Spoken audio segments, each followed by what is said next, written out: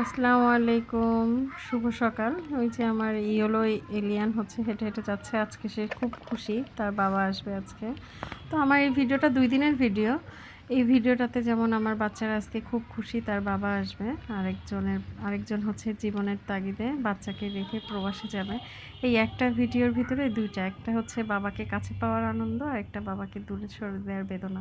এই জিনিসটা হচ্ছে আমার মাথায় পড়ছিল। ভাগ্য ভালো আমি মাথায় হাত দিছিলাম, এর জন্য কোনো ব্যথা পাইনি। বড় ছেলে হচ্ছে স্কুল ছুটির পর দৌড়াতে দৌড়াতে ঠাস করে পড়েছে, একদম স্কুল ড্রেসের অবস্থা খারাপ করে ফেলছিল।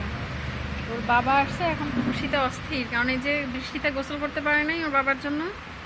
বাবা আসলে পারবে। সব ছাদে চলে গেছে। এই যে আমি এখন সাবান, গামছা, তোয়ালে সব নিয়ে ছাদে যাচ্ছি। আর ওর বাবা এসে আমাকে বলছে ছাদের গাছের কি অবস্থা,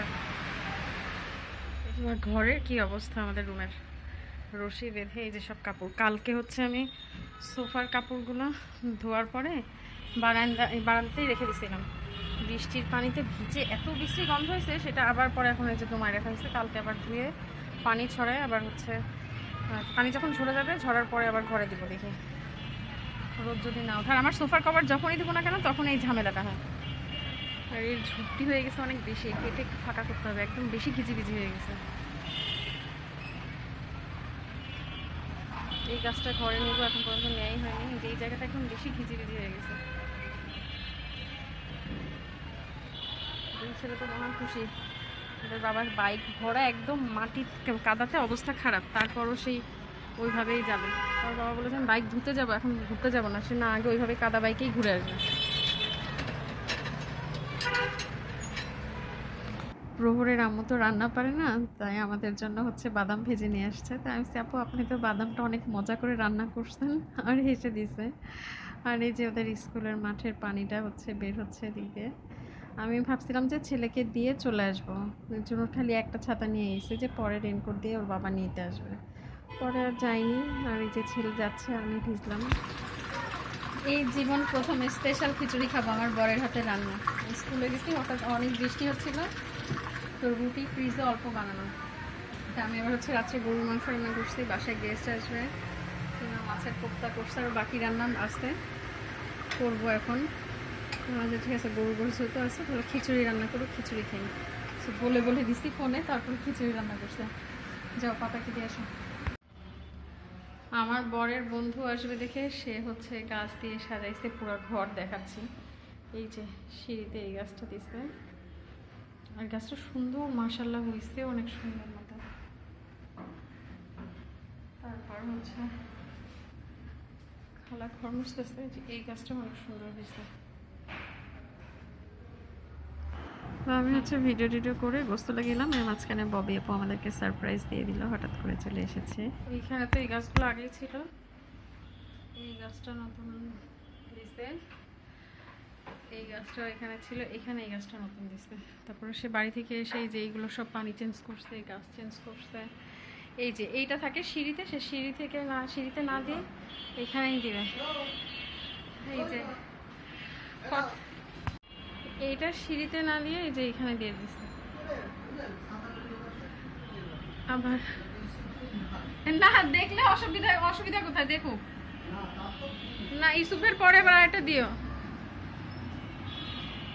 খালা আপনার যদি জিজ্ঞেস করে যে আমার তো দিবে পরে বলছে, আপনি বলেন যে আপনার একটা দিবে বলছে।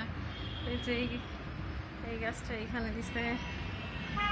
আমার এই সোফার কি যে বিশ্রী গন্ধ বেরোচ্ছে।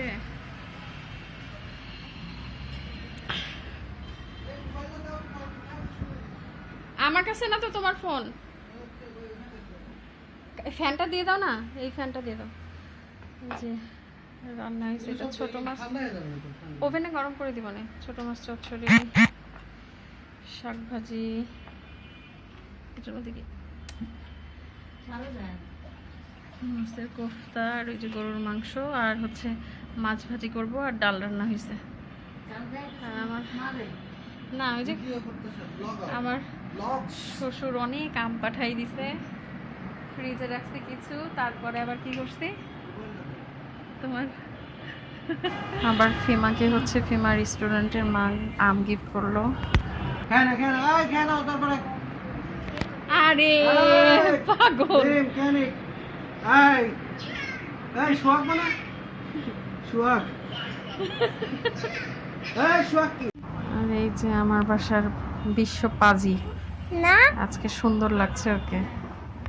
মামুন ভাইয়ার এবার বাংলাদেশ থেকে যেতে অনেক কষ্ট হচ্ছে, কারণ বাচ্চাকে উনি 4 বছর পর আর কি দেখলো। বাচ্চার 4 বছর যখন বয়স তখনই ফার্স্ট দেখলো।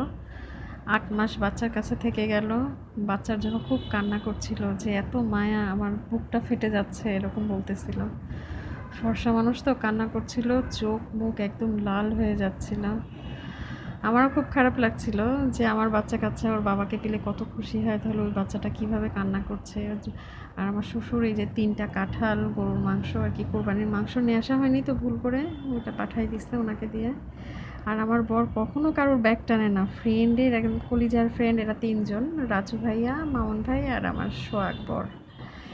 এই যে চলে যাচ্ছে, হায় রে কি কষ্ট, বাচ্চাকে ছেড়ে যাচ্ছে, উনি খুব কান্না করছে, অনেক নাকি হাও মাও করে কান্না করছে।